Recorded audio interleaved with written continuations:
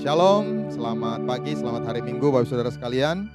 Kita bersyukur hari ini kita bisa kembali berkumpul secara roh ya. Suatu saat kita akan berkumpul juga secara fisik, suatu saat yang tepat, saat dimana ya waktunya sudah kondusif, kita pasti akan berkumpul bersama. Tapi hari ini kita masih beribadah di tempat kita masing-masing. Saya harap semuanya tetap dalam antusias yang sama, amin. Kita tidak terpengaruh oleh kondisi karena kita tahu kita datang beribadah untuk menyembah Tuhan. Nah, hari ini saya menyampaikan firman Tuhan dengan judul Hidup dalam Kasih Karunia yang Melimpah-limpah. Ini yang Tuhan taruh dalam hati saya seminggu belakangan ini ketika berdoa, ingin menyampaikan firman Tuhan apa. Tuhan taruh judul Hidup dalam Kasih Karunia yang Melimpah-limpah. Saya percaya tidak kebetulan atau bukan sesuatu yang kecil, Tuhan taruh kita di sebuah gereja bernama Kasih Karunia. Jadi Gereja Kasih Karunia Indonesia. Memang ada pepatah Inggris berkata, what is a name? Shakespeare berkata, what is a name? Apalah arti sebuah nama? Tapi bagi Tuhan, bagi tokoh-tokoh juga di Alkitab, nama itu mengandung destiny. Ada tujuan yang terkandung di dalam sebuah nama. Makanya jangan kasih nama sembarangan untuk anak-anak saudara. Berpikir, what is a name? Yang penting orangnya, nggak penting namanya. Nama itu nubuat juga Bapak Saudara. Dan di dalam nama juga ada berkatnya. Sehingga waktu Tuhan kasih nama gereja kita, Kasih Karunia Indonesia, kita harus bersyukur. Karena ada destiny di dalamnya. Dan apostol baru-baru ini juga sharing kembali, beliau itu mendapatkannya secara supranatural. Jadi bukan brainstorming, apa ya yang keren ya, sinode apa ya yang belum ada di Indonesia, lalu Kasih Karunia aja kayaknya keren gitu, unik. Enggak, beliau lihat running text, Kisah Rasul 4 ayat 33, ini ayat berdirinya gereja Kasih Karunia Indonesia. Kisah 4 ayat 33, bisa tolong ditampilkan. Oh ya, kalau belum saya bacakan untuk kita. Dan dengan kuasa yang besar, rasul-rasul memberi kesaksian tentang kebangkitan Tuhan Yesus, dan mereka semua hidup dalam kasih karunia yang melimpah-limpah. Jadi dari kata kasih karunia ini lahirlah Gereja Kasih Karunia Indonesia. Dan hari ini kita akan belajar bagaimana kita hidup dalam kasih karunia yang melimpah-limpah. Nah, untuk sepenuhnya mengerti ayat ini, kita perlu mengerti apa yang disebut dengan kasih karunia. Jadi menurut Alkitab, apa kasih karunia?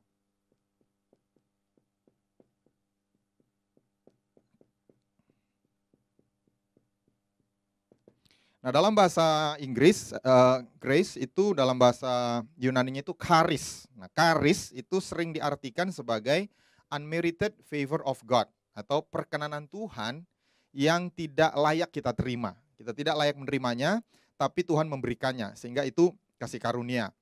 Nah, dengan pengertian ini kita tahu bahwa keselamatan itu kasih karunia. Kita tidak bisa lakukan apa-apa untuk memperoleh kasih karunia, hanya karena perkenanan Tuhan. Keselamatan kita bukan karena usaha kita, tapi karena kasih karunia, sehingga kita tidak bisa memegahkan diri. Namun sebenarnya ada konsep yang lebih dalam mengenai kasih karunia. Lebih dari sekedar bahwa kasih karunia itu bukan usaha kita. Nah, untuk mengerti konsep kasih karunia, kita juga perlu lihat dari perjanjian lama. Jadi Alkitab itu ditulis dalam bahasa Yunani untuk perjanjian baru, tapi juga di perjanjian lama, itu dalam bahasa Ibrani. Dan Alkitab perjanjian lama itu ditulis sesuai dengan budaya Ibrani. Nah, kasih karunia dalam bahasa Ibrani itu kane.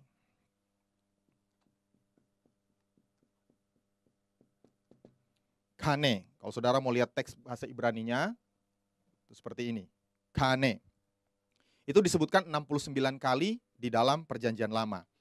Nah, perlu kita ketahui kata-kata dalam bahasa Ibrani itu bukan hanya sekedar pronunciation, pengucapan vokal. Selalu ada latar belakang kisahnya yang membuat kata grace atau kane ini muncul. Dalam bahasa Indonesia sebenarnya ada contohnya. Contoh beberapa tahun yang lalu ya, saya punya teman dari Australia, dia orang Inggris, orang Australia, orang bule gitu maksudnya, enggak tahu bahasa Indonesia. Dia tanya, how to say thank you in Indonesian, dia bilang. Gimana cara mengucapkan thank you? Saya bilang terima kasih. Oh, 2 kata ya. Artinya apa itu? Terima, receive, kasih love, dia bilang. Saya katakan, oh jadi thank you itu you receive love ya. Saya baru ngeh gitu, oh ternyata terima kasih itu artinya kita menerima kasih seseorang. Entah itu dalam perbuatan atau dalam pemberian. Itu akar kata. Jadi dalam bahasa Indonesia sendiri ada kata-kata yang tidak hanya sekedar pengucapan, tapi ada story behind the words. Nah, sebagian besar bahasa Ibrani juga demikian. Kata kasih karunia juga demikian. Sehingga kalau kita mau mengerti sebenarnya apa kata kasih karunia dalam bahasa Ibrani, kita harus tahu akar katanya. Nah, akar kata-kata bahasa Ibrani ini ada 2. Yang pertama itu, supaya saya nggak salah ya, kanah.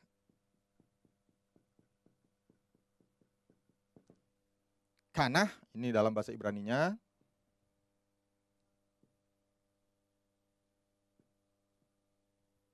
Lalu yang kemudian, yang kedua adalah Kanan.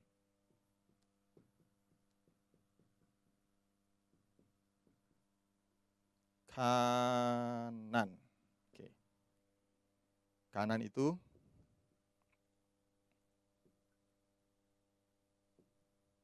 ya. Kanah dan Kanan. Kanah itu artinya berkemah atau memasang tenda. Contoh ayatnya itu Kejadian 26 ayat 17. Jadi pergilah Ishak dari situ dan berkemahlah ia di lembah Gerar dan ia menetap di situ. Katakan berkemah. Jadi Kanah ini berkemah. Nah, perkemahan orang Israel itu unik. Tidak seperti perkemahan pramuka ya. Kalau saudara lihat perkemahan pramuka itu berjejer atau kemudian berserak. Tapi perkemahan orang Israel itu dia tidak menyebar, dia membentuk lingkaran. Tolong bisa ditampilkan gambarnya. Ya, saudara lihat ya. Jadi yang warna hitam ini sebetulnya bukan hanya orang Ibrani ya, tapi orang Beduin. Jadi pengembara-pengembara di semenanjung Arab itu kalau mereka memasang kemah itu melingkar dan lingkarannya itu tertutup. Jadi mereka tujuannya apa? Tujuannya itu untuk memisahkan bagian dalam kemah dengan bagian luar. Itu arti pertama. Lalu yang kedua, Kanan artinya berbelas kasihan atau mengasihani. Nah, saudara simpan dulu yang pertama ya, Kanah ya. Itu bicara tentang dinding perlindungan, bicara tentang dinding, bicara tentang pembatas. Nah, Kanan itu bicara tentang mengasihani. Nah, masalahnya kalau bicara tentang mengasihani itu juga nggak bunyi ya. Apa sih artinya mengasihani? Nah, bagaimana kita menyelidiki apa arti mengasihani? Realitanya apa? Praktisnya apa? Nah, kita caranya kalau dalam Alkitab itu Bapak Saudara lihat paralel katanya di dalam satu ayat. Contoh, Mazmur 6 ayat yang ketiga. Mazmur ayat ketiga berkata, kasihanilah, dalam bahasa Ibrani itu hanan aku, ya Tuhan. Sebab aku merana, sembuhkanlah aku Tuhan, sebab tulang-tulangku gemetar. Kalau saudara perhatikan, paralel dari kata kasihanilah aku adalah sembuhkanlah aku. Jadi kita lihat, oh realnya, praktisnya mengasihani itu menyembuhkan. Contoh berikutnya, Mazmur 30 ayat yang ke-11. Dengarlah Tuhan dan kasihanilah aku, hanan aku. Tuhan jadilah penolongku. Jadi kalau dari ayat ini paralelnya kasihanilah aku adalah penolong. Cukup jelas Bapak Saudara ya. Jadi selalu ada paralelnya dalam satu ayat. Lalu kemudian Mazmur 41 ayat 11. Saya akan memberikan beberapa contoh. Tetapi engkau ya Tuhan kasihanilah kanan aku dan tegakkanlah aku. Maka aku hendak mengadakan pembalasan terhadap mereka. Di sini paralelnya apa? Menegakkan aku. Jadi di ayat ini kanan atau kasihanilah aku itu paralel dengan tegakkanlah aku. Kemudian tadi di atas itu sembuhkanlah aku, jadilah penolongku. Sehingga kalau disimpulkan, belas kasihan itu bicara tentang perlindungan. Kenapa bisa disimpulkan demikian? Karena dikaitkan dengan akar kata yang pertama. Jadi mereka membangun tenda berkeliling itu untuk perlindungan diri mereka. Mereka melindungi dari pihak luar, dari serangan luar. Jadi kalau kita gabungkan antara pandangan Yunani dan Ibrani tentang kasih karunia, kita baru seimbang. Karena dulu kalau kita berpikir, oh kasih karunia itu hanya anugerah Tuhan semata-mata, perkenanan Tuhan semata-mata, tidak ada yang bisa kita lakukan dari pihak kita, titik, selesai. Seolah-olah tidak ada cerita lanjutannya. Tapi kalau kita mengerti konsep Ibrani ini, memang betul. Saya tidak bilang, oh kalau gitu pastor sekarang pengertian kita adalah kita harus berusaha untuk memperoleh kasih karunia Tuhan. Tidak, tetap. Pada dasarnya kasih karunia itu sesuatu yang diberikan, kita tidak layak menerimanya. Tetapi, ini kata kuncinya. Untuk kita tetap ada dalam kasih karunia, kita harus memelihara kasih karunia tersebut dalam hidup kita. Sama dengan keselamatan. Kita tidak melakukan apa-apa, kita tidak bisa buat apa-apa untuk memperoleh keselamatan. Tetapi untuk kita tetap ada dalam keselamatan, kita harus mengerjakannya. Kita harus menjaganya. Nah, dengan konsep ini baru kita mengerti Ibrani 12 ayat 15. Ibrani 12 ayat 15 berkata, jagalah supaya jangan ada seorang pun menjauhkan diri dari kasih karunia Allah, agar jangan tumbuh akar yang pahit yang menimbulkan kerusuhan dan yang mencemarkan banyak orang. Jadi waktu kita mengerti, oh ternyata memang ada orang-orang yang akhirnya jauh dari kasih karunia Tuhan. Bukan karena Tuhan tidak memberi, atau bukan karena dia kurang usaha untuk memperolehnya. Tuhan sudah memberikan, mereka sudah memilikinya. Tapi satu saat dalam hidupnya mereka menjauhkan diri. Dan itu bukan karena kesalahan dari pihak Tuhan. Di dalam kitab Imamat tentang perkemahan, kalau saudara baca aturan hidup dalam perkemahan orang Israel, memang dijelaskan. Ada orang-orang yang harus keluar dari perkemahan. Karena hal-hal najis, karena hal-hal tertentu yang dia lakukan, dia harus keluar dulu dari perkemahan. Sesudah mereka dipulihkan, sesudah mereka ditahirkan, baru mereka bisa kembali masuk dalam perkemahan. Dan ini juga berlaku sampai saat ini. Ada hal-hal yang bisa kita lakukan yang akhirnya menyebabkan kita menjauh dari kasih karunia Allah. Sekali lagi, bukan Tuhan yang menarik kasih karunia-Nya, tetapi kitalah yang dalam kehendak kita menolak kasih karunia Tuhan. Tapi saya sungguh berdoa, semua kita yang sedang mendengarkan firman Tuhan hari ini, kita tetap ada dalam lingkaran kasih karunia Tuhan. Yang mau katakan amin. Nah, mungkin Bapak Saudara bertanya, apa pentingnya Pastor saya hidup dalam kasih karunia yang melimpah? Paling tidak ada 3 hal yang saya temukan. Yang pertama, kasih karunia Tuhan itu mengubahkan kita. Katakan sama-sama, mengubah saya. 1 Korintus 15 ayat 10, saya rindu kita baca bersama-sama, 2, 3. Tetapi karena kasih karunia Allah, aku adalah sebagaimana aku ada sekarang. Dan kasih karunia yang dianugerahkannya kepadaku tidak sia-sia. Sebaliknya, aku telah bekerja lebih keras daripada mereka semua, tetapi bukannya aku, melainkan kasih karunia Allah yang menyertai aku. Jadi Rasul Paulus bersaksi, aku ada sebagaimana aku sekarang, itu karena kasih karunia Allah. Kasih karunia Tuhan dalam hidup kita, itulah yang mengubahkan kita bertumbuh semakin serupa dengan Kristus. Ini pengalaman Rasul Paulus. Rasul Paulus itu sadar benar, tahu diri benar latar belakangnya. Dia seorang pembunuh, dia seorang penganiaya jemaat. Tapi kemudian dia bisa berubah menjadi orang yang kemudian memberitakan Injil, menulis sebagian besar kitab perjanjian baru. Itu bukan karena kekuatan dia, kemampuan dia. Ada kasih karunia Allah yang mengubah hidup dia. Kita manusia sering berkata ya, maksud hati memeluk gunung, apa daya tangan tak sampai. Memang betul, niat kita mau berubah, niat kita mau menjadi orang yang baik. Tapi Alkitab berkata, kita bisa ada sebagaimana kita ada sekarang, itu karena kasih karunia Allah. Ayat 9, Paulus mengaku, karena aku adalah yang paling hina dari semua rasul, sebab aku telah menganiaya jemaat Allah. Jadi masa lampaunya, Paulus itu seorang penganiaya jemaat Allah. Saya bayangkan mungkin ada orang-orang yang kemudian dia gembalakan, yang punya family, yang Rasul Paulus seret ke penjara, atau bahkan mungkin ikut dirajam. Oh, ini dulu yang merajam om saya misalnya. Ada banyak jemaat yang mungkin pernah terluka karena sikap Paulus, sehingga dia merasa saya tidak layak. Tapi dia berani berkata, saya sudah berubah. Karena kasih karunia Allah yang bekerja dalam hidup saya. Dan beberapa waktu belakangan ini, jemaat Hope pasti dapat MP3 ya dari Pastor Maxon, gembala sharing mengenai bertumbuh semakin serupa dengan Kristus. Saya harap setiap hari Bapak Saudara setia mendengarkan, karena itu pengajaran yang sangat penting, sangat berharga. Karena itu yang terpenting dalam hidup kita Bapak Saudara. Hari Jumat, Pastor Roni Sigarlaki, salah satu anggota Dewan Apostolik, share apa yang menjadi sasaran hidupnya, apa yang menjadi yang terpenting dalam hidupnya. Beliau bagikan 5 hal, salah satu yang saya paling ingat adalah kita harus tahu bahwa yang terpenting dalam hidup kita adalah untuk selalu diproses semakin serupa dengan Kristus. Panggilan kita yang terpenting dalam hidup ini bukan menjadi rasul yang menanam banyak gereja, atau menjadi nabi yang menyampaikan nubuat yang sangat akurat, atau menjadi penginjil yang melakukan tanda-tanda heran dan mujizat, atau menjadi direktur utama perusahaan multinasional, atau menjadi pengusaha yang kaya raya, bukan. Panggilan kita yang terutama adalah di Roma 8 ayat 29. Mari kita baca bersama-sama. 2, 3. Sebab semua orang yang dipilihnya dari semula, mereka juga ditentukannya dari semula untuk menjadi serupa dengan gambaran anaknya, supaya ia anaknya itu menjadi yang sulung di antara banyak saudara. Jadi panggilan saya yang terutama adalah saya harus menjadi serupa dengan Kristus. Semua hal yang saya lakukan itu tidak ada gunanya kalau itu menghalangi saya menjadi semakin serupa dengan Kristus. Dan Rasul Paulus juga secara pribadi menjadikan itu tujuan utama dalam hidupnya. Di Filipi 3 ayat 10-11, Rasul Paulus berkata, yang ku kehendaki ialah mengenal dia. Mengenal itu bukan hanya sekedar mengetahui dia. Ini pengenalan untuk menjadi semakin serupa. Ini pengenalan karena pengalaman, bukan pengenalan karena belajar informasi. Yang ku kehendaki ialah mengenal dia, memiliki pengalaman bersama dia, dan kuasa kebangkitannya dan persekutuan dalam penderitaannya, di mana aku menjadi serupa dengan dia dalam kematiannya, supaya aku akhirnya beroleh kebangkitan dari antara orang mati. Jadi Rasul Paulus meninggalkan semua hidupnya yang lama, karena dia tahu ini sekarang sebetulnya tujuan hidup yang sejati.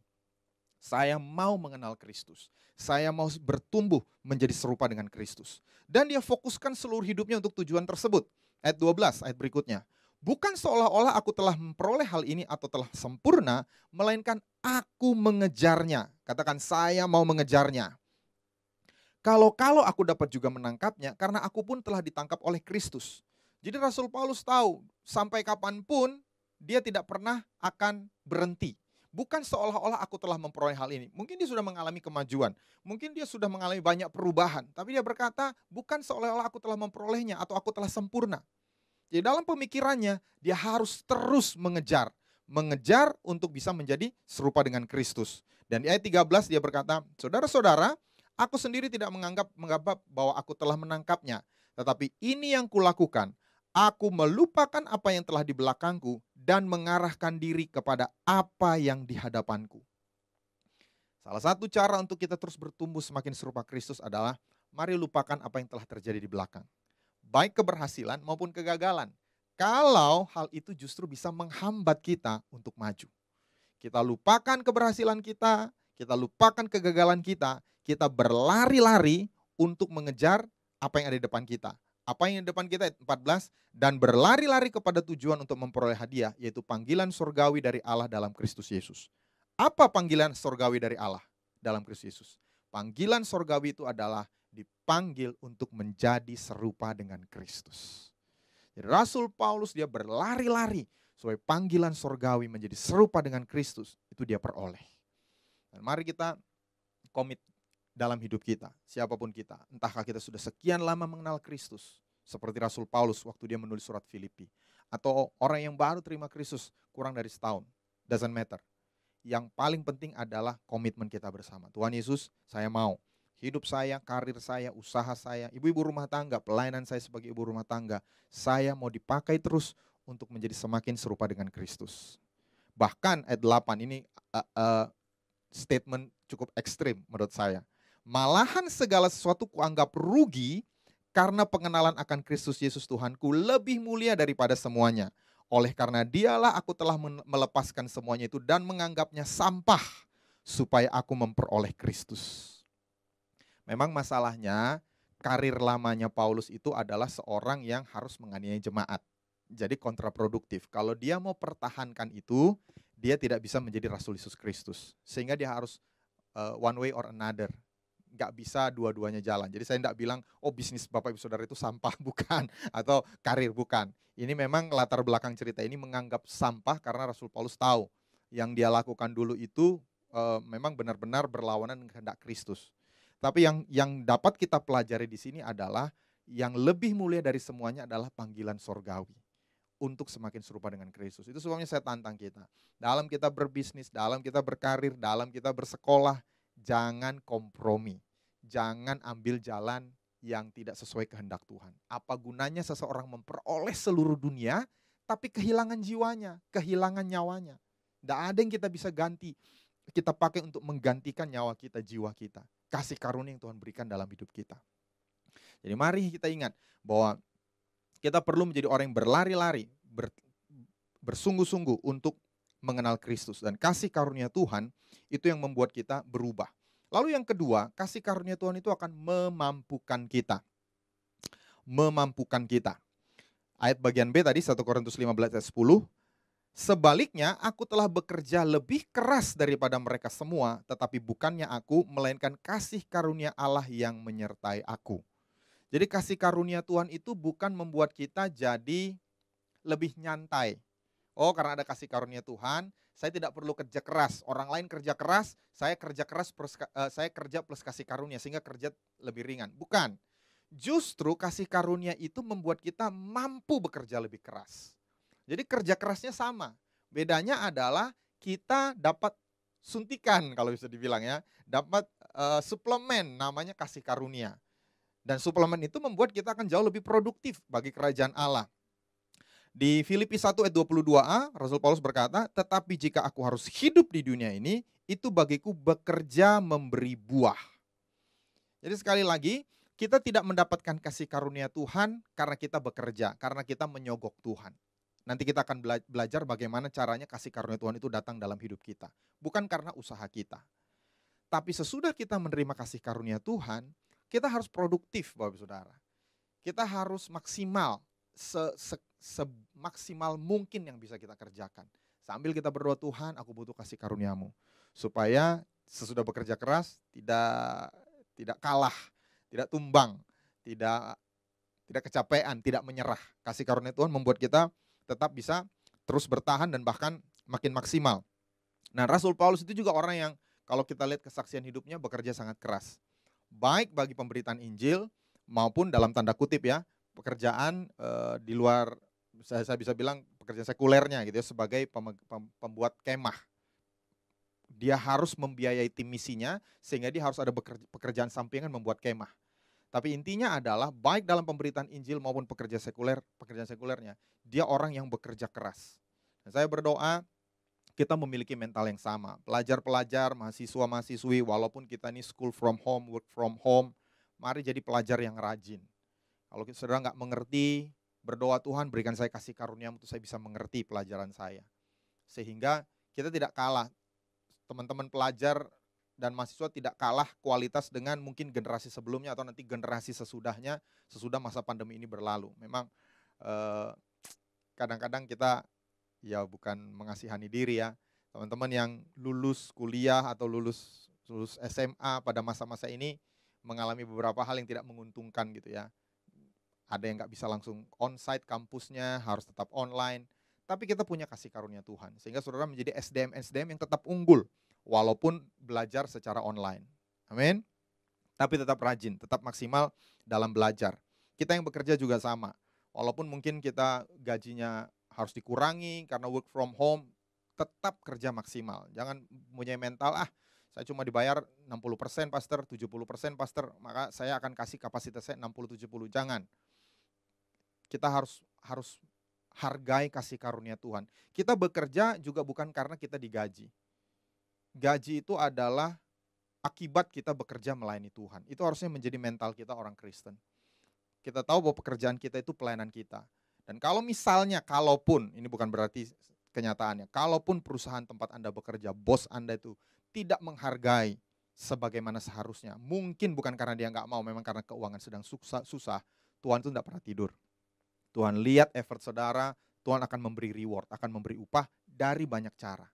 Tapi poinnya adalah kasih karunia Tuhan dalam hidup kita mensyaratkan kita untuk kita kerja keras semaksimal mungkin. Yang mau kerja keras katakan, amin. Lalu yang ketiga, memberdayakan kita. Empower us, equip us, memperlengkapi kita. Kasih karunia Tuhan itu memberdayakan kita. Untuk apa? Kisah Rasul 18 ayat 27. Kisah Rasul 18 ayat 27. Karena Apolos ingin menyeberang ke Akhaya, saudara-saudara di Efesus mengirim surat kepada murid-murid di situ supaya mereka menyambut dia. Setibanya di Akhaya, maka ia oleh kasih karunia Allah menjadi orang yang sangat berguna bagi orang-orang yang percaya. Jadi kasih karunia Tuhan itu membuat kita menjadi berguna. It empowers us, memberdayakan kita, mendayagunakan kita menjadi orang yang berguna. Itu bukan karena kita kaya, kita pintar, kita bertalenta. Ada banyak orang di dunia ini mungkin lebih kaya dari kita, lebih pintar, lebih bertalenta. Tapi tidak berguna bagi orang-orang percaya. Tidak dipakai Tuhan menjadi rekan kerjanya bagi orang percaya. Nah, kalau kita manusia, jujur kita cenderung untuk memanfaatkan, memberdayakan, melibatkan orang-orang yang pintar, yang kaya, yang bertalenta. Betul ya? Jujur, waktu dulu kita kerja kelompok misalnya. Kerja kelompok kuliah, waktu sekolah atau waktu kuliah. Pasti kita pilih teman kelompok yang pintar, yang rajin. Betul ya? Karena kalau nggak rajin, dulu ada istilah MTQ, makan tulang kawan. Dia nggak kerja, sekedar namanya dicantumkan masuk dalam laporan. Kita nggak mau orang seperti itu. Kita maunya orang-orang yang pinter, orang-orang yang bertalenta supaya nilai kita bagus. Itu kecenderungan manusia. Tapi Tuhan itu berbeda. Karena apa? Karena Tuhan itu tidak melihat skill, kemampuan. Dia yang menciptakan manusia, dia yang menciptakan skill, dia yang menciptakan keterampilan, dia yang mengurapi seseorang dengan talenta, karunia, dan kemampuan. Sehingga bagi Tuhan yang lebih penting adalah respons hati. Waktu dia tawarkan sesuatu, bagaimana respons hati orang itu? Kalaupun dia bukan orang kaya, orang pintar, orang bertalenta, kalau respons hatinya baik, tinggal tunggu waktu. Tuhan akan pakai orang itu menjadi sangat berguna bagi kerajaan Allah. Itu sebabnya kita agak berbeda dengan Calvinis ya. Saya akan bahas sedikit tentang teologi ya, doktrin. Calvinis itu mempercayai limited atonement.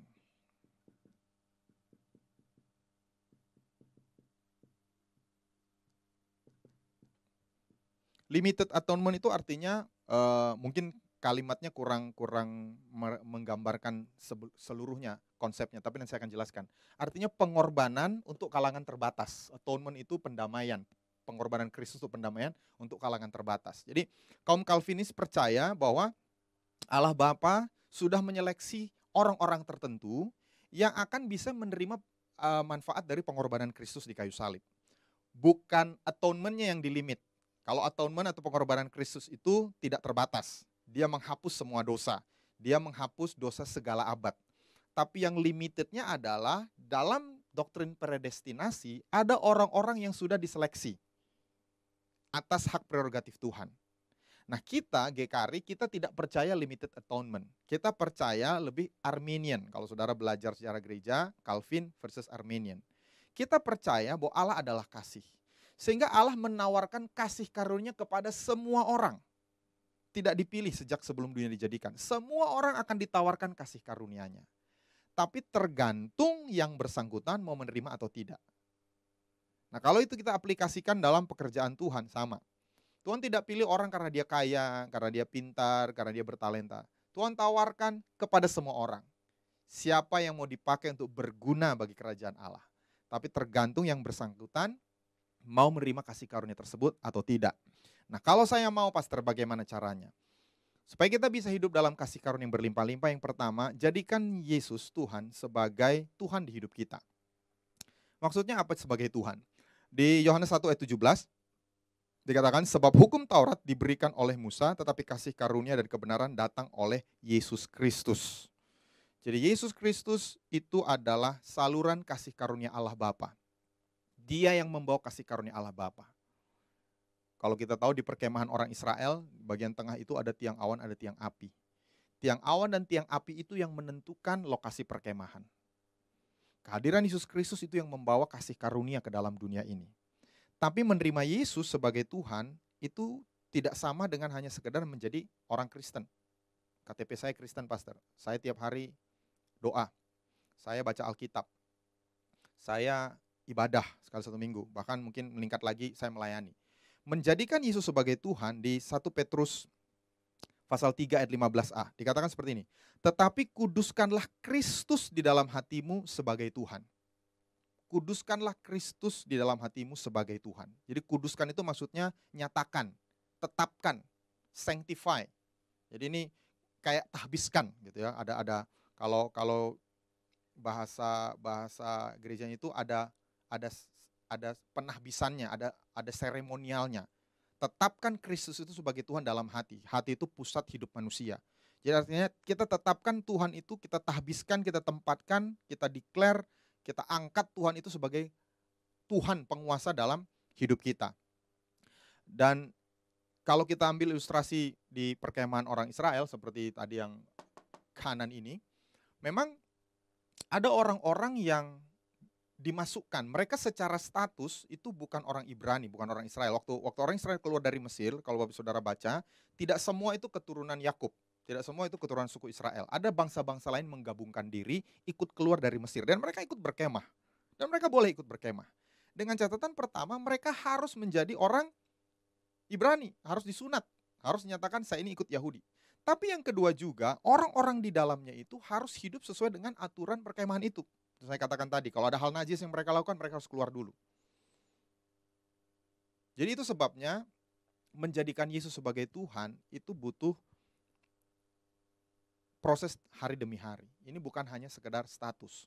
Saya sudah Kristen, saya mengaku bahwa Yesus juru selamat saya percaya Tuhan Yesus turun jadi manusia, mati di kayu salib. Ya, tapi lebih penting dari situ adalah kalau kita mau ada di dalam kasih karunia Tuhan yang melimpah-limpah, jadikan dia raja, dia yang berhak mengatur, dia yang berotoritas nomor 1 dalam hidup kita.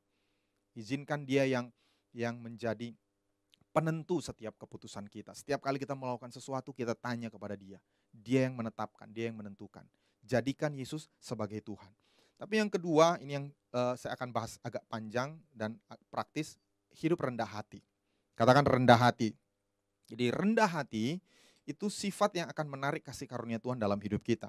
Yakobus 4 ayat yang ke-6, tetapi kasih karunia yang dianugerahkannya kepada kita lebih besar daripada itu. Karena itu ia katakan, Allah menentang orang yang congkak, tetapi mengasihani. Dalam bahasa Inggris itu mencurahkan kasih karunia-Nya. Pours out His grace to the humble. Mencurahkan kasih karunia kepada orang yang rendah hati. Katakan rendah hati. Jadi kerendahan hati itu akan menarik kasih karunia Tuhan dalam hidup kita. Akan menjaga kita tetap ada dalam lingkupan kasih karunia Tuhan. Sehingga Tuhan Yesus menyuruh kita belajar kepadanya. Ada dua hal yang Tuhan Yesus tekankan untuk belajar dari dirinya. Matius 11 ayat 29.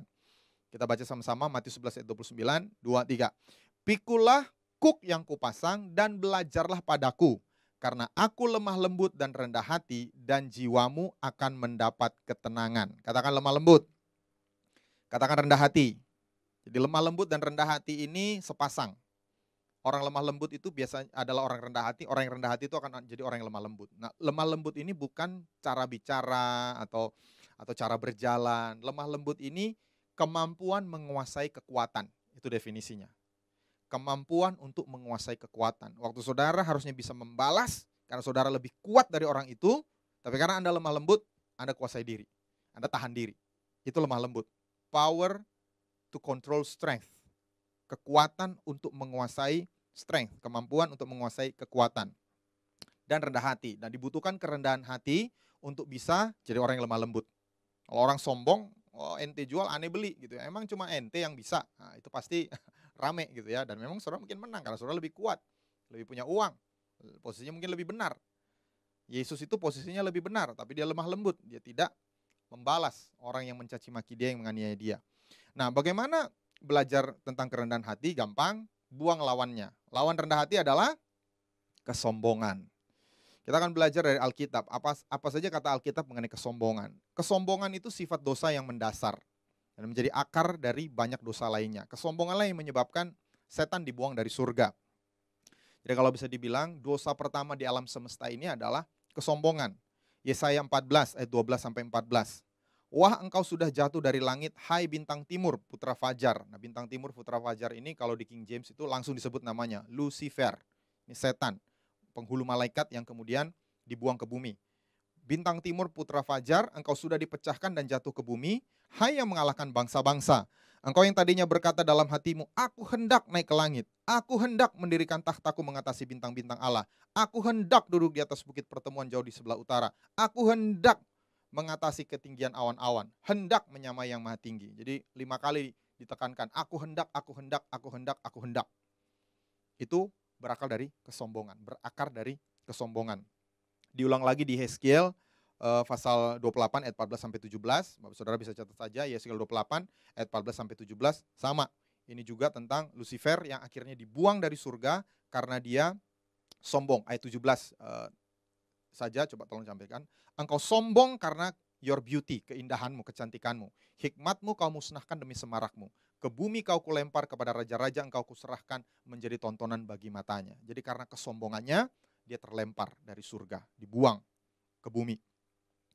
Dan kesombongan juga, selain menjatuhkan Lucifer, adalah salah satu dari 3 pencobaan yang dialami Adam dan Hawa. Tapi kemudian dialami juga oleh Tuhan Yesus. Dan ini juga akan dialami oleh kita semua. Contoh Adam dan Hawa, Kejadian 3 ayat 6. Kita tahu ceritanya ya. Perempuan itu melihat bahwa buah pohon itu baik untuk dimakan dan sedap kelihatannya. Lagi pula pohon itu menarik hati karena memberi pengertian. Jadi di ayat sebelumnya, setan kasih tahu kalau kau makan buah pengetahuan yang baik dan jahat ini, kau akan seperti Allah. Jadi dia pikir, oh kalau saya makan, saya akan punya pengertian. Kenapa mereka mau punya pengertian? Karena mereka mau meninggikan diri. Sama seperti Allah. Sebetulnya mereka sudah punya semuanya. Nanti kita akan lihat, salah satu ciri orang sombong itu tidak puas dengan apa yang dipunya. Akibatnya, mau lebih lagi. Sehingga akhirnya dibuang dari Taman Eden. Tuhan Yesus digoda hal yang sama, tapi Tuhan Yesus menang. Lukas 4, ayat 9 sampai 11. Kemudian ini setan ya, membawa Yesus ke Yerusalem dan menempatkan dia di bubungan bait Allah, lalu berkata kepadanya, jika engkau anak Allah, jatuhkanlah dirimu dari sini ke bawah. Sebab ada tertulis mengenai engkau, Ia akan memerintahkan malaikat-malaikatnya untuk melindungi engkau, dan mereka akan menatang engkau di atas tangannya, supaya kakimu jangan terantuk kepada batu. Jadi ini bukan hanya sekedar mau ngetes, ini mau show off. Kenapa? Karena ditaruh di bubungan bait Allah. Di bait Allah itu banyak orang. Kalau memang mau ngetes, kenapa nggak waktu di padang gurun gitu ya, atau di bawah bukit yang sepi, dibawa ke gunung yang sepi. Jadi tujuan setan itu bukan mau ngetes firman Tuhan atau kuasa Tuhan Yesus. Setan itu bilang kalau kamu jatuhkan diri lalu kamu tidak mati, orang akan tahu bahwa kamu orang hebat. Sehingga Yesus akan dapat kemuliaan bukan karena mati di kayu salib, tapi karena cara setan. Jadi ini motivasinya bukan untuk mempermuliakan Tuhan, justru jebakan Batman ya. Tuhan Yesus mau dijebak untuk sombong, untuk angkuh, untuk menunjukkan dirinya kepada orang, bukan dengan cara merendahkan dirinya mati di kayu salib. Dan kita harus waspada, modus yang sama terulang sampai sekarang dan sampai nanti Tuhan Yesus datang kepada kita semua. 1 Yohanes 2 ayat 16. Sebab semua yang ada di dalam dunia, yaitu keinginan daging dan keinginan mata, serta keangkuhan hidup, bukanlah berasal dari Bapa, melainkan dari dunia ini. Jadi iblis menggoda semua manusia dengan berbagai cara, supaya angkuh, supaya sombong. Nah, apa definisi sombong? Ini menurut kamus Webster ya, ini kamus sekuler. Suatu pendapat yang meninggikan diri sendiri. Jadi suatu pendapat yang meninggikan diri sendiri, menganggap diri lebih tinggi dari seharusnya, itu kesombongan. Menurut konkordasi Strong Concordance ini mengambil definisi dari banyak ayat-ayat Alkitab. Kesombongan adalah suatu sikap yang superior, merasa di atas, pengembara. Jadi kalau mengembara, nggak mau komit, nggak mau submit, itu menurut Alkitab itu juga sombong. Imposter itu munafik. Beda hidup di gereja, beda hidup di kantor, beda hidup di rumah, itu berasal dari kesombongan juga. Jaim gitu ya, pengen ketahuan baik, tapi aslinya nggak kayak gitu, itu berasal dari kesombongan. Perasaan paling utama terhadap orang lain. Ini merasa diri lebih baik dari orang lain, lebih tinggi dari orang lain. Mencari kemuliaan dan kehormatan bagi diri sendiri yang seharusnya milik Allah. Kita bukan memuji Tuhan, tetapi memuji diri karena sesuatu yang kita raih. Menempatkan, ini menarik, menempatkan kelima indera dan emosi kita di atas kehendak Allah. Jadi waktu kita lebih percaya dengan indera kita dan mengikuti emosi kita daripada yang Tuhan mau, itu juga definisi sebuah kesombongan. Nah, ada beberapa ayat yang kita akan lihat dengan cepat saja. Kita berdoa, saya berdoa supaya ini menolong kita untuk tidak terjebak di dalam dosa kesombongan. Yang pertama, kesombongan adalah dosa.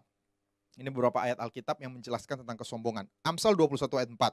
Mata yang congkak dan hati yang sombong yang menjadi pelita orang fasik adalah dosa. Jadi mata congkak, hati sombong itu dosa. Jadi sombong itu bukan sekedar kelainan jiwa gitu ya. Memang dasar orangnya sombong, udah dimaklumin aja, sabar-sabar aja. Bukan, sombong itu dosa. Dan dosa itu bisa menyebabkan orang terpisah dari Tuhan. Jadi kalau kita punya masalah dengan kesombongan, itu bukannya sekedar sifat buruk yang harus dibereskan. Itu dosa. Itu harus segera diselesaikan dalam hidup kita. Lalu yang kedua, kesombongan itu tidak panjang sabar. Jadi orang yang kurang sabar itu sombong, kata Alkitab. Pengkhotbah 7 ayat 8. Akhir suatu hal lebih baik daripada awalnya. Panjang sabar lebih baik daripada tinggi hati. Jadi panjang sabar di sini dibandingkan dengan kesombongan. Jadi lawannya. Dan kalau disuruh pilih, pilihlah panjang sabar. Kenapa? Karena panjang sabar itu bukti orang yang rendah hati. Lalu yang berikutnya, tadi sudah saya singgung. Kesombongan itu tidak pernah puas. Habakuk 2 ayat yang kelima.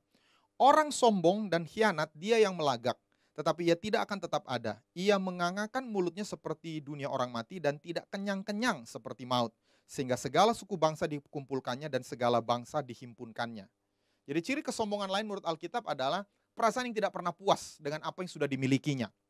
Selalu ingin lebih banyak. Jadi orang sombong itu ketika dia memiliki sesuatu itu seperti minum air laut. Begitu punya lebih, kayak air asin itu kan kalau diminum makin haus. Kalau dia punya uang, dia pengen lebih banyak uang. Kalau dia terkenal, dia pengen lebih banyak terkenal. Kalau dia sudah punya segala sesuatu. Kalau disikapi dengan kesombongan, mungkin itu bukan sesuatu yang negatif. Punya uang itu bukan sesuatu yang negatif. Tapi kalau motivasinya untuk disombongkan, selalu akan tidak puas. Dan ini yang akan menuntun ke dosa lainnya, ke korupsi, ke mencuri, dan sebagainya. Lalu yang berikutnya, kesombongan suka membual. Nah, ini juga harus kita jaga, karena ini zaman media sosial. Orang itu senang membual gitu, membesar-besarkan sesuatu yang yang tidak ada, yang bukan punya dia. Saudara mungkin sering lihat ya, pakai gadget gitu ya, gadget mahal ternyata pinjam dari teman. Pakai tas branded gitu ya, di sebelahnya ada kipas angin gitu ya, ketahuan, ini bohong nih gitu ya. Bukan berarti yang kipas, ya saudara ngerti lah maksud saya ya. Kan suka beredar ya meme-meme kayak gitu ya. Orang pengen kelihatan kaya, tapi sebetulnya ketahuan bukan punya dia gitu ya. Berfoto di depan Bentley, padahal itu lagi motor show. Berfoto di objek wisata mana, padahal gambarnya yang di crop gitu. Gue jalan-jalan loh gitu ya ke tembok Berlin, padahal lagi work from home. Kenapa? Karena kesombongan itu suka membual. Mazmur 73 ayat 3-6. Sebab aku cemburu kepada pembual-pembual, kalau aku melihat kemujuran orang-orang fasik. Sebab kesakitan tidak ada pada mereka, sehat dan gemuk tubuh mereka. Mereka tidak mengalami kesusahan manusia, dan mereka tidak kena tulah seperti orang lain. Sebab itu mereka berkalungkan kecongkakan dan berpakaian kekerasan. Jadi orang congkak itu suka membual. Membual itu menceritakan yang tidak sebenarnya, membesar-besarkan, supaya tentu dia kagumi orang. Ya, saya harap kita jemaat Hope nggak usah posting-posting di medsos sesuatu yang bukan punya saudara, amin. Nggak usah ngebangga-banggain gitu. Pada akhirnya akan ketahuan juga lebih malu lagi. Apa adanya aja gitu ya, amin. Lalu berikutnya, kesombongan itu suka mencemooh. Orang yang suka mencemooh itu lahir dari kesombongan. Amsal 3:34. Apabila ia menghadapi pencemooh, maka ia pun mencemooh. Tetapi orang yang rendah hati dikasihaninya. Mencemooh itu menjelekkan orang lain atau merendahkan orang lain. Saya diberkati pengajarannya Pastor Kong ya. Kita harus biasakan mengoreksi orang secara private, memuji orang secara publik. Kalau kita tahu kejelekan orang, jangan koreksi mereka di depan umum. Karena kita bisa cenderung untuk mencemooh dia. Tidak semua orang itu dewasa. Menganggap memang yang dikoreksi perbuatannya. Kadang-kadang orang yang menangkap juga orang ini sedang direndahkan. Atau yang bersangkutan merasa dia dicemooh. Sehingga ini cara yang bagus untuk mengoreksi. When you correct privately. When you honor publicly. Kita harus terus bertumbuh, baik itu kepada anak kita, kepada karyawan kita, kepada sesama karyawan, sesama teman. Kalau kita mau mengoreksi seseorang, kita koreksi secara pribadi, tapi kita puji secara publik, supaya tidak mempermalukan orang tersebut. Tapi orang yang suka mencemooh itu memang ingin mempermalukan orang, ingin merendahkan orang. Lalu yang berikutnya, kesombongan itu suka membantah dan tidak mau dinasehati. Suka membantah dan tidak mau dinasehati. Amsal 13 ayat 10. Keangkuhan hanya menimbulkan pertengkaran, tetapi mereka yang mendengarkan nasihat mempunyai hikmat. Jadi orang yang angkuh itu sulit untuk mendengarkan nasihat. Jadi sikap tidak mau dinasehati, merasa benar, itu berasal dari kesombongan. Dan ini akan merugikan hidup kita, itu firman Tuhan katakan. Karena kalau kita menjadi orang yang mau menerima nasihat, kita akan mempunyai hikmat dalam hidup. Kita akan mendapat manfaatnya. Sebabnya, mari terbuka kalau kita menerima nasihat masukan yang baik dari sesama kita. Lalu berikutnya, kesombongan senang memuji diri sendiri. Amsal 27 ayat 2. Biarlah orang lain memuji engkau dan bukan mulutmu, orang yang tidak kau kenal dan bukan bibirmu sendiri. Jadi kalau memang saudara baik, berkualitas, bagus, biar orang lain yang menyadari dan orang lain yang memuji diri. Nggak usah kita yang mengangkat-angkat diri kita, karena itu berasal dari kesombongan di hati. Berikutnya, kesombongan menimbulkan pertengkaran. Amsal 28 ayat 25. Orang yang loba, dalam bahasa Inggris itu proud heart, hati yang sombong. Orang yang proud heart menimbulkan pertengkaran, tetapi siapa percaya kepada Tuhan diberi kelimpahan. Jadi seringkali pertengkaran kita ini bukan lagi membahas masalah. Pertengkaran itu sering terjadi kenapa? We take it personally. Kalau dia menolak pendapat saya, berarti dia sedang menolak saya. Itu sombong sebenarnya, dibaperin gitu, di take it personally. Padahal kita lagi bahas masalahnya. Tentu kita juga yang berargumentasi juga harus belajar untuk membahas masalahnya. Jangan serang orangnya. Seringkali kan gini ya, kita berbicara tidak bahas masalahnya, kita serang orangnya, akibatnya orang itu take it personally, dia serang kita. Akhirnya kita berantemnya itu karena serang sama, kamu sih memang orangnya kayak gitu, kamu juga orangnya kayak gitu. Kita lupa masalahnya, kita kamu-kamuan. Dan itu berakar dari kesombongan, karena ego kita yang diserang. Jadi kita harus belajar untuk berfokus kepada masalahnya, bukan berfokus kepada menyerang orangnya. Karena itu bentuk kesombongan. Dan dari semua hal tadi di atas, Tuhan menyuruh kita yang mengambil keputusan untuk rendah hati. jangan harap Tuhan yang merendahkan kita. Kenapa? Yakobus 4 ayat 10 berkata seperti ini. Rendahkanlah dirimu di hadapan Tuhan dan Ia akan meninggikan kamu. Perhatikan, kita yang harus merendahkan diri kita. Tuhan lihat kita orang yang rendah hati. Baru Tuhan meninggikan kita. Jadi Tuhan itu tidak suka merendahkan orang. Tuhan itu senangnya meninggikan orang.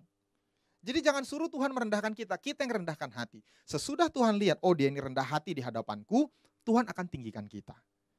Jadi jangan dibalik, Tuhan rendahkan hati saya. No, Tuhan bilang rendahkan dirimu di hadapanku.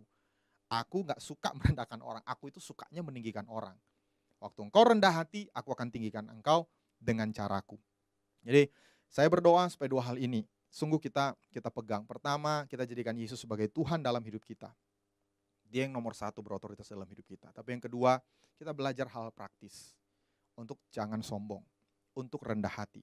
Dan secara khusus hidup dalam kasih karunia melimpah-limpah ini saya bagikan karena momentumnya tepat. Saya ingin bagikan tentang tema GKRI tahun 2021. Nanti pasti Pak Gembala akan bagikan lebih detail. Tapi karena ini baru fresh from the oven, jadi ceritanya hari Kamis dan Jumat kita puji Tuhan baru menyelesaikan PPJ.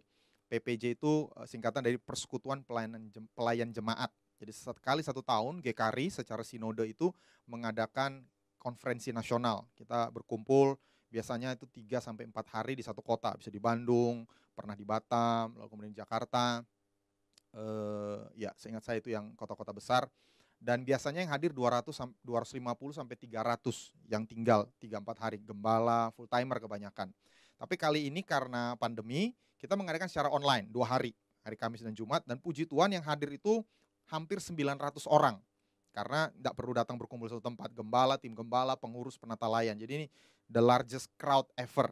Dan saat PPJ itu apostol bagikan tentang tema GKRI tahun 2021. Mari kita baca sama-sama. 2 Korintus 4 ayat 15. Nah, sekali lagi ini bukan hanya sekedar this is another verse. Kita harus imani, ini nubuat, ini visi tapi ini juga nubuat. Ada berkat, ada janji yang kalau kita percaya akan kita alami yang terkandung di dalamnya. Amin. 2 Korintus 4 ayat 15, kita baca dengan suara yang keras. 2, 3.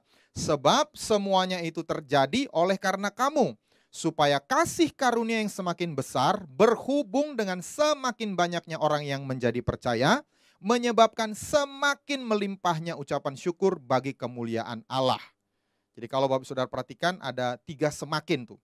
Supaya kasih karunia semakin besar, semakin banyak orang percaya, semakin melimpah ucapan syukur. Jadi tema GKRI, saya tidak tahu ada nggak bisa ditampilkan ya. Multiplikasi dalam kasih karunia, jiwa-jiwa, dan ucapan syukur bagi kemuliaan Allah. Saya ulangi, kita akan mengalami multiplikasi dalam kasih karunia, jiwa-jiwa, dan ucapan syukur bagi kemuliaan Allah. Nah, kenapa multiplikasi? Saya renungkan, Tuhan itu selalu pakai metode untuk mengembangkan sesuatu dengan cara multiplikasi. Dia tidak mulai dari yang besar-besar, dia mulai dari benih. Benih itu kecil, tapi dia punya kehidupan di dalamnya. Dan dia punya kemampuan untuk bermultiplikasi. Itu sebabnya jangan patah semangat. Kalaupun kita sedang memulai sesuatu yang kecil kelihatannya, selama itu kita bawa kepada Tuhan, Tuhan bisa memultiplikasinya. Ingat peristiwa seorang janda dengan 2 anak laki-laki yang datang ke Nabi Elisa ya, waktu penagih hutang mau bawa kedua anaknya. Dia cuma punya sedikit minyak dalam buli-buli. Tapi waktu Elisa bernubuat, lakukan sesuatu, ada roh Tuhan yang bekerja, maka minyak dalam buli-buli itu termultiplikasi. Akhirnya dia sejahtera, hidupnya makmur seumur hidupnya. Dia bisa bayar hutangnya dan dia bisa punya usaha. Jadi saya percaya ini satu rema untuk kita. Akan terjadi multiplikasi. Tadi sudah kita bahas tentang kasih karunia. Hiduplah terus dalam kasih karunia Tuhan. Jangan menjauhkan diri dari kasih karunia Tuhan. Apa yang Tuhan sudah percayakan dalam hidup kita, setia lakukan. Pertahankan, jaga. Jangan ya hati kita itu dimasuki oleh kesombongan. Kesombongan ini akar mungkin dari kejahatan yang lainnya, kepahitan, dendam, benci, marah. Kita buang semua itu supaya kita tetap ada dalam kasih karunia Tuhan. Dikatakan tadi, supaya kasih karunia yang semakin besar. Jadi orang yang terus menjadikan Yesus sebagai Tuhan dalam hidup kita. Jadi orang yang terus selalu bertumbuh menjadi orang yang rendah hati seperti dia. Lalu yang kedua, Tuhan berjanji multiplikasi jiwa-jiwa. Sebab semuanya itu terjadi oleh karena kamu, supaya kasih karunia yang semakin besar berhubung dengan semakin banyaknya orang yang menjadi percaya. Jadi Tuhan akan mengirimkan jiwa-jiwa. Yang percaya katakan amin. Bukan hanya dengan satelit-satelit baru yang kita percaya akan dibuka di sekitar Jabodetabek, kita bersyukur di Sulawesi Utara ada beberapa, kita percaya akan ada tempat lain. Tapi juga jiwa-jiwa yang Tuhan tambahkan ke Hope Jakarta, Hope Depok, Hope yang lagi ikut ibadah online ini, Hope Manado juga mungkin, Hope Gunung Sindur. Tuhan akan tambahkan jiwa-jiwa.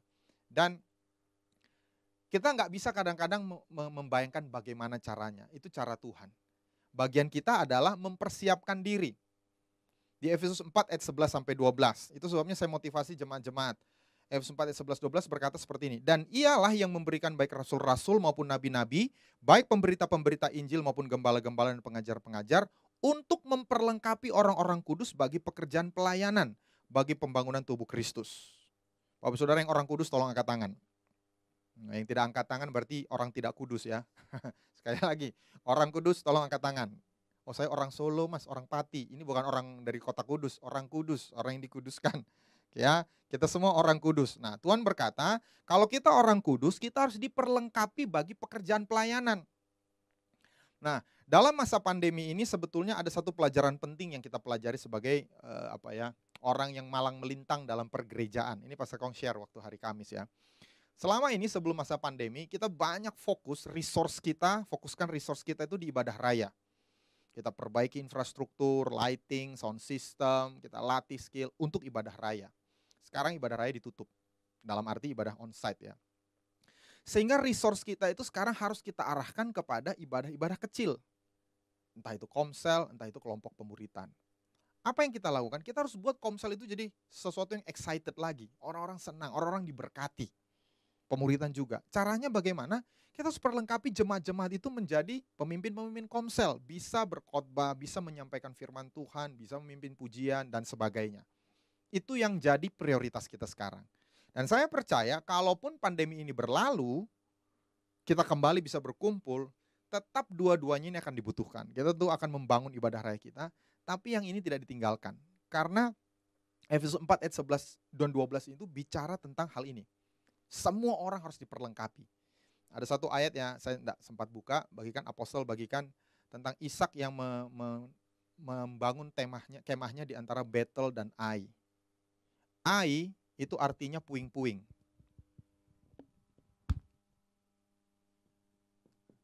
Ai dan Betel. Betel itu artinya rumah Tuhan. Ai itu puing-puing.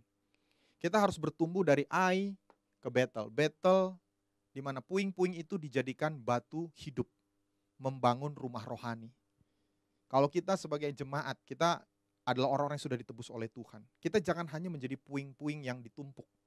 Kita harus bertumbuh menjadi bagian dari Betel, dari rumah Tuhan. Dan gereja kita punya, bisa saya bilang cukup baik struktur penggembalaannya dari sisi pengajaran. Ada kelas-kelas, kelas dasar 1, kelas dasar 2, kelas dasar 3. Lalu sesudah itu Bapak Saudara diajar untuk berkhotbah, diajar untuk memimpin komsel. Kita punya modul-modulnya. Berilah diri Bapak Ibu Saudara untuk diperlengkapi. Untuk kita sama-sama membangun tubuh Kristus. Karena apa? Tuhan berjanji ada multiplikasi jiwa-jiwa. Dan yang terakhir, multiplikasi ucapan syukur. Sebab menyebabkan semakin melimpahnya ucapan syukur bagi kemuliaan Allah. Nah, ucapan syukur itu bicara tentang persembahan kepada Tuhan. Ini bicara tentang pemberian kita kepada Tuhan. Jadi semakin kasih karunia melimpah, semakin jiwa-jiwa ditambahkan, Tuhan juga akan memberikan kita berkat, sehingga kita bisa memberi persembahan kepada Tuhan. Itu janji Tuhan. Jadi Tuhan itu tidak mungkin memaksa kita memberi ucapan syukur kalau tidak ada yang bisa kita berikan. Jadi sejalan dengan ini Tuhan berjanji, Tuhan akan melipat gandakan keuangan kita masing-masing. Amin. Nah, saya bersyukur kita ada dalam gereja yang namanya kasih karunia. Bukan karena kuat gagah kita. Tapi karena kasih karunia Tuhan, Tuhan akan buka banyak pintu. Kalau tertutup satu pintu, karena satu dan lain hal, Tuhan akan buka di tempat lain. Bisnis yang baru, pekerjaan yang baru, yang lebih baik. Amin. Di hari ini kita sudah belajar bagaimana kita hidup dalam kasih karunia yang melimpah-limpah. Ingat, kasih karunia itu bukan hanya sekedar kita menerima secara cuma-cuma, tapi kita perlu jaga kita tidak keluar dari kasih karunia Tuhan. Kita tidak menjauh dari kasih karunia Tuhan. Karena kepahitan, karena hal lain sebagainya. Bagaimana caranya? Kita terus jadikan Yesus sebagai Tuhan kita, penguasa hidup kita, dan hidup rendah hati. Katakan rendah hati. Kita akan terus diubahkan, kita akan dikuatkan, kita juga akan dimampukan untuk jadi berkat bagi banyak orang. Amin. Tuhan Yesus memberkati. Mari kita tundukkan kepala. Haleluya. Saya mau berdoa untuk Bapak Saudara, berapa banyak yang berkata, Tuhan, saya mau terus hidup dalam kasih karunia-Mu Tuhan. Saya tidak mau menjauhkan diri dari kasih karunia Tuhan. Itu sebabnya mari kita cek hati kita, selidiki hati kita. Apakah ada bidang-bidang di mana Yesus belum menjadi Tuhan dalam bidang tersebut? Ya, kita tahu bahwa Yesus adalah juru selamat kita. Tapi apakah kita menjadikan Dia Tuhan atas semua bidang hidup kita, dalam bidang keuangan, dalam pekerjaan kita, dalam usaha kita, dalam keluarga kita? Ataukah masih ego kita, ambisi kita, kemauan kita yang menjadi Tuhan dalam bidang-bidang tersebut? Atau yang kedua, ada sebagian kita masih bergumul untuk menjadi orang yang rendah hati. Kita masih menjadi orang yang suka bertengkar, kurang panjang sabar, susah mau dinasehati, suka membual, membesar-besarkan apa yang tidak seharusnya, juga kadang-kadang take it personally, waktu kita berargumentasi, kita gampang tersinggung. Semua hal ini bukan kerendahan hati, bukan seperti Yesus. Mari kita belajar seperti Tuhan Yesus. Supaya 1 Petrus itu digenapi dalam hidup kita. Yakobus 4 ayat 6, Tuhan mencurahkan kasih karunia dalam hidup kita. Kalau Bapak Saudara orang yang berkata, Pastor, saya orangnya. Saya mau bertobat dari keangkuhan saya, kecongkakan saya, dari kesombongan saya. Dan saya mau menyerahkan semua bidang hidup saya di bawah pemerintahan Kristus. Tuhan Yesus yang memimpin keluarga saya. Tuhan Yesus yang mengelola bisnis saya. Kalau ada hal-hal yang tidak berkenan kepada Tuhan Yesus, saya akan ubah, saya akan tinggalkan. Kalau saudara mau komitmen, angkat tangan kepada Tuhan. Tuhan tahu di mana engkau berada, Tuhan lihat. Dan Tuhanlah yang bisa mencurahkan kasih karunia-Nya. Pastor enggak bisa, orang tua kita enggak bisa.